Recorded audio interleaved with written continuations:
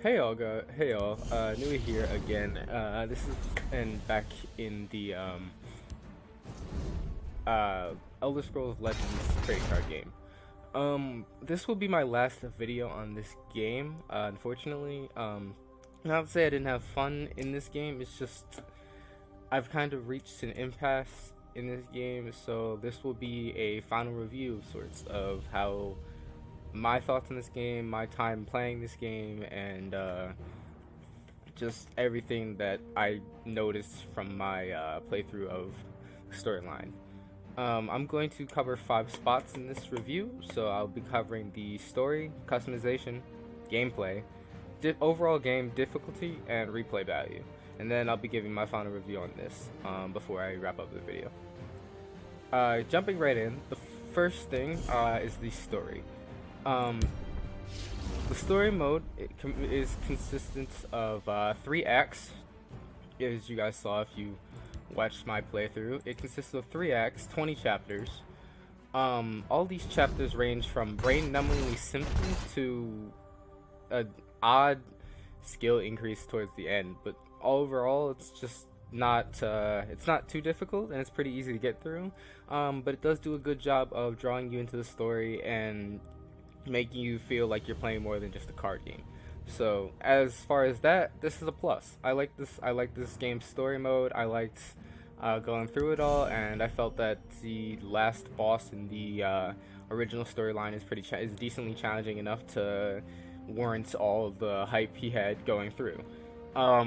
Unfortunately for the story, and this is where this game gets a little iffy for me, as new acts come out, you have either the choice of buying them or getting them with coins.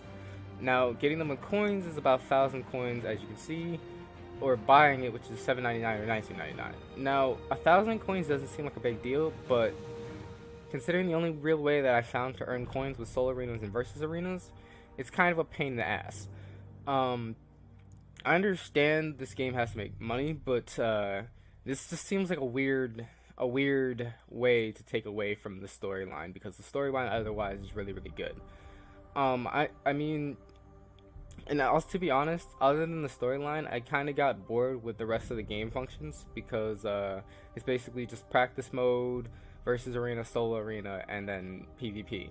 So, I mean, those all kind of have the same aspect, and the story mode felt like the most dynamic of everything, and then the fact that the new portions of the storyline have to be bought seems kind of a pain. This might just be me, but that's just a personal thought. Next thing I'm going to cover is customization. This game is actually great on customization. I really like the customization. I don't actually have any flaws with it. There's tons of cards to choose from. There's a large variety.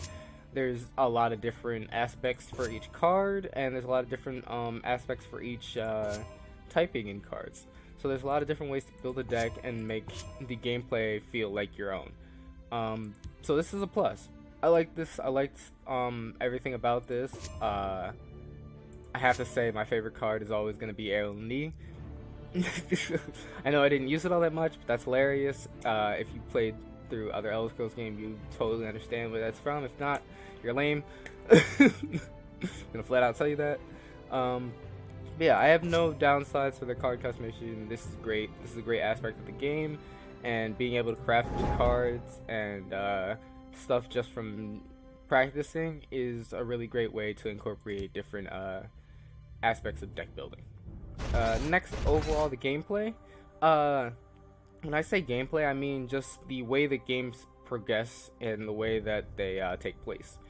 This game features a unique 2-lane system, and the first lane is always the front lane, and the side lane is always a kind of buffer lane. When I say buffer lane, I mean it typically has something like a shadow lane or different aspects onto it that change the way the gameplay is made. Not just making it so you have to look at your opponent and what they're doing and predict what they're going to do. You also have to predict how the map itself plays out in your style. So I thought this was good. It's very unique in a card type setting for me. I liked it. I played Magic the Gathering and stuff, so it felt very fresh to me. So I liked that portion as well. Overall difficulty, the game doesn't seem that difficult. It's pretty easy to jump into. They do a good job in the storyline of telling you the basis of the game. And as you play through, they do a good job describing different things about each card and different aspects. You can always just scroll over a card if you don't know what its abilities does, and it shows you how it's played. The only thing I really had a problem with in terms of this is, like, you know, it doesn't feel like the ability scaling, or not ability, difficulty scaling was fully thought out, because it seems like just random portions of it are just way more difficult and challenging than other aspects, and it doesn't seem like a gradual build up to a most difficult boss. It feels like everything's super easy, and then you have these couple random moments of what the hell. Not to say it totally takes away from the gameplay, it just feels random. I played a solo arena, I played a versus arena, and also played a couple viewers. I have to say the viewers are significantly more intelligent than the gameplay itself, but I mean, that's to be expected. Viewers typically are going to become more difficult to play against than you know, just an AI system. But not to take away from the AI system, the solo arena is still challenging, especially given the fact that you're not allowed to use your own deck. You have to craft your own. So that's you know, another cool aspect. The last portion of this video is just going to be, the last thing I want to cover is the replay value. Overall, I feel like there's not a huge replay value. Like, there's not a huge draw to go back and play the story again. There's not a huge draw for me, at least, to keep playing the solo arena and keep playing the versus arena, keep playing against other players. I looked into everything, and max level is like 50, but I finished the storyline, I'm 13. So it feels like there's a huge gap in between, like, being max level, finishing the storyline, and then just basically having to spam solo arenas, versus arenas, and other players to actually level up and keep progressing with cards and different things. And because the cards have their own unique leveling system where you'll get card upgrades as you level, it feels very difficult to reach that sort of end game leveling, because again, you basically end up spamming the same arenas. So that's what made this game a little bit difficult for me. Last, I'm going to give my final score. This will be out of 10. So once again, overall, I felt like it was a fun game to play, and my first playthrough was great. I enjoyed going through the storyline, I enjoyed building a deck, and I enjoyed customizing that. But it fell off when it came to replay value, and the game wasn't that significantly difficult. So, but then again, the customization was really good. So, in that token, I ended up falling in the 6.57 range for me.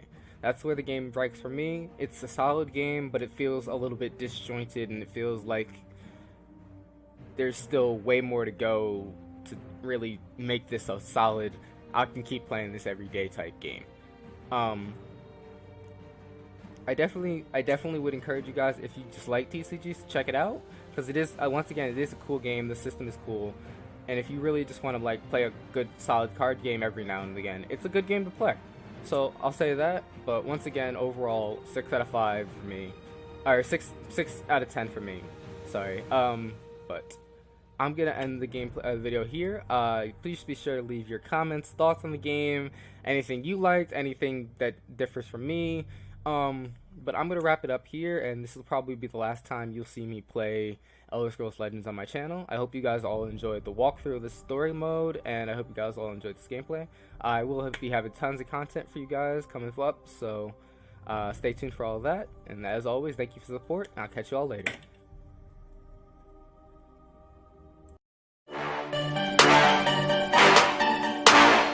Heaven sent my residence is every day just visiting, blending.